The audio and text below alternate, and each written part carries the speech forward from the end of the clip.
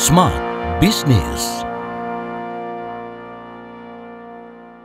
Banyak pengusaha yang mau masuk dalam segmen bisnis premium brand, tapi nggak tahu gimana caranya atau apa aja sih yang dibutuhkan, hingga akhirnya mainnya tipis-tipis nih di bawah sektor UMKM, UKM, tapi sulit untuk bisa naik kelas jadi premium brand yang bisa dikenal banyak orang. Di kesempatan kali ini, Tasya Rustama akan temani Anda Smart Listeners dalam podcast Smart Business. Kita akan berbincang bersama dengan pebisnis. Beliau adalah co-founder of Dore by Letao dan Pancake Co, Mas Ricky Kono Basamele. Halo Mas Ricky. Halo. Cerita sedikit dong, Dore by Letao dan Pancake Co itu sebenarnya bisnis apa? Karena kita mau tahu lebih detail begitu ya. Mungkin ada smart listeners yang baru kenalan nih. Silakan Mas Ricky. Kalau baru kenalan kayaknya marketing kita kurang. Biar lebih luas lagi nih marketingnya. Iya, kan? oke. Silakan. Salam kenal. Saya Ricky, founder dari Dore dan Pancake Co. Kita itu memulai 2015 dari bisnis kue, terutama fokusnya ke kue ulang tahun sama hampers, seasonal hampers dan cookies dan giftings. Di Dore itu kita sekarang ada 17 cabang seluruh Jakarta, Jabodetabek. Tahun ini semoga bisa buka di luar kota juga. Amin. Dan kita ada online channel dan kita juga ada service ke corporates. Jadi kita perusahaan-perusahaan yang mau directly langsung mau beli hampers dan kue ulang tahun buat klien. Dan juga kita ada Pancake Co. Jadi konsepnya lebih ke happy cafe konsepnya dan fokus ke Japanese fluffy pancake yang jiggly pancake. Itu sekarang ada 7 cabang itu di Jakarta juga.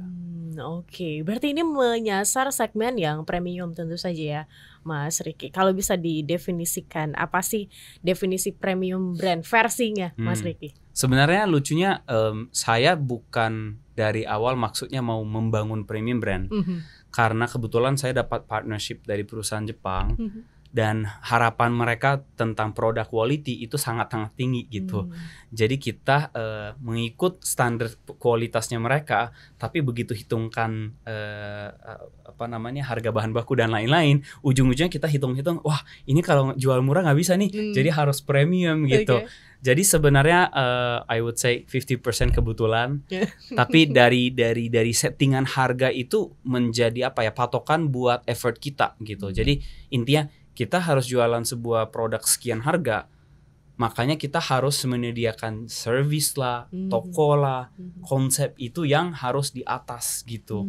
Jadi kalau ditanyain premium brand itu apa, tentunya ya harga mungkin di atas dari standar, dibandingkan sama mungkin produk yang mirip-mirip harga di atas, tapi bukan cuma harga, tapi mungkin dalam bentuk quality, service, offering, lokasi dan lain-lain itu sesuatu yang di atas dan orang mungkin cenderungan orang ada aspiration gitu.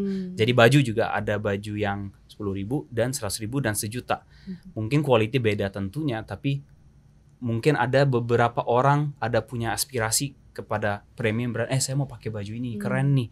Jadi salah satu tantangan atau challenge di premium brand itu kita selalu harus branding, build the brand. Biar orang melihat kita itu berasanya di atas.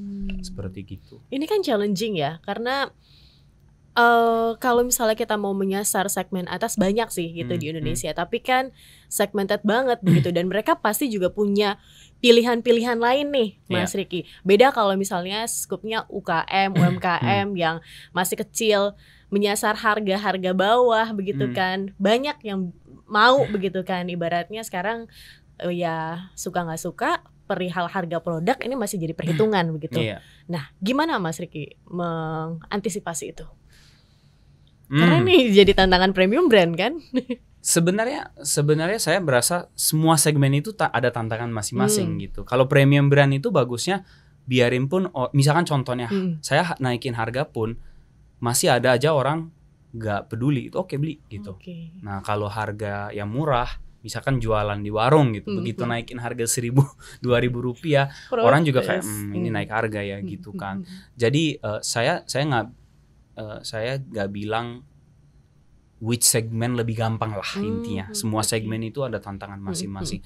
Ya tentunya ada challenge masing-masing, ada strategi masing-masing gitu. Mungkin dari pengalaman saya sih, ya saya udah kebiasaan dengan build the brand yang di premium image gitu. Malah kalau saya ditanyakan bangun brand yang harganya terjangkau dan mass market, saya malah bingung juga. Gimana ya caranya gitu. Saya harus belajar juga. Baik, kalau untuk premium brand sendiri, awal membangun, emang harus punya modal yang dirogohnya nih dalam lagi nih gitu Mas Ricky, atau gimana? Modal. Ya mungkin memang challenge-nya gini. Mungkin contohnya saya pada saat awal mulai dari online tentunya karena paling murah, tapi begitu mikir premium tentunya harus ada offline. Yes. Karena offline itu orang lebih kayak wah ada tempat gitu kan. Nah bikin toko aja kita harus mikir gimana itu orang lihatnya bagus gitu. Yes. Contohnya mejanya marmer lah, apalah. Gak artinya selalu harus mahal, tapi mungkin harus ada standar yang lumayan tinggi. Nah di situ memang in my opinion kalau main di segmen tertentu harus ada spending, harus ada modal juga. Kalau itu kita hemat, apa yang terjadi orang juga tidak melihat brand tersebut premium jadinya.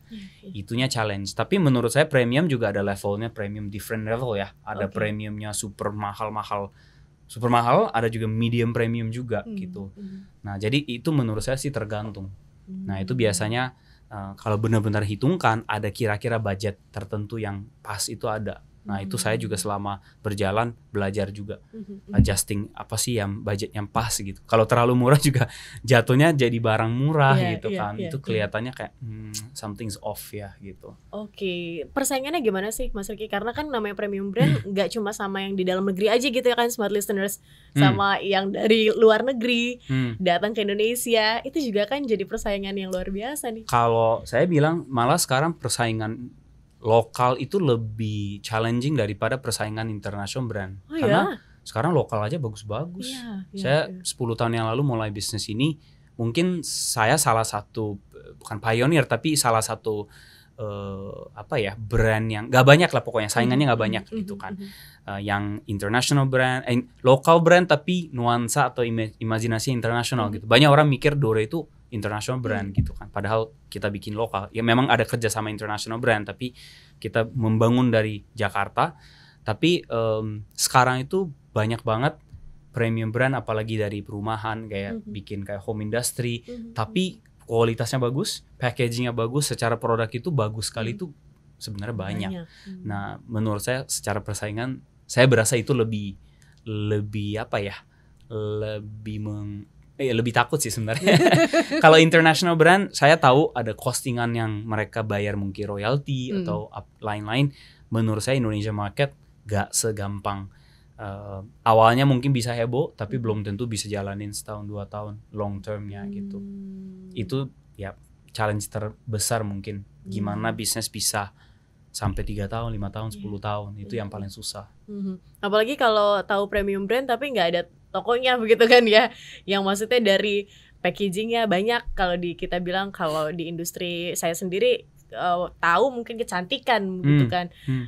Packagingnya sebenarnya nggak oke-oke banget, tapi harganya tuh bisa selangit begitu. Ini juga terjadi nggak sih di bisnis F&B?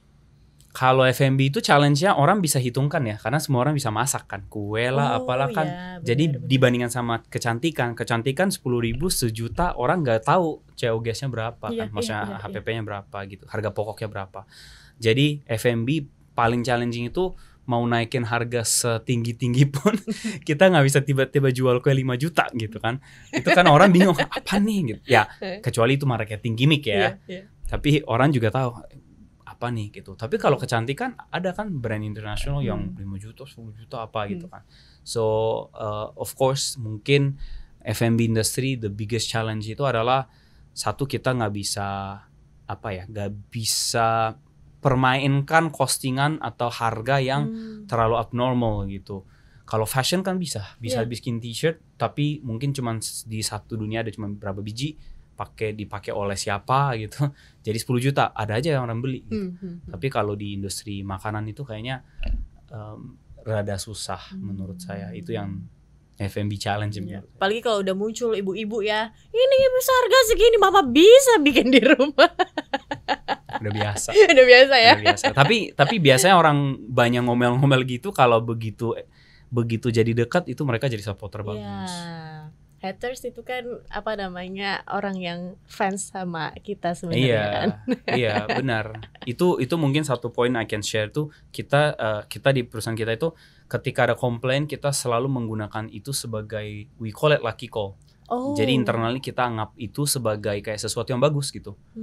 Jadi semua komplainan apa, sebisa mungkin saya sebagai owner saya yang reply, tapi internally kita juga anggapannya ini kayak sebuah yang teleponnya bagus lah, hoki lah gitu. Kalau enggak kita kan capek. Di namanya bisnis jasa, bisnis produk itu, komplain itu 1000% pasti ada.